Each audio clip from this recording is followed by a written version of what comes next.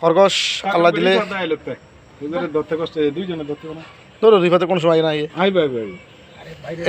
এই মুহূর্তে আমাদের মাঝে খরগোশ জবাই করবেন আন্তর্জাতিক খ্যাতি সম্পন্ন মুফাসসিরে কোরআন, বাংলার গর্ব, মুফতি ডক্টর আনাতুল্লাহ আব্বাসী সাহেবের সৌযোগ্য ছাত্র কারি মোহাম্মদ হাসান জামিল সাহেব, কারি মোহাম্মদ হাসান জামিল সাহেব। সাথে আছেন বিশ্ববরণ্য আলেম আত্মাওলানা মুফতি জাকির সাহেব দামাত বারাকাতুহু আলিয়া। আল্লাহু আকবার। আল্লাহ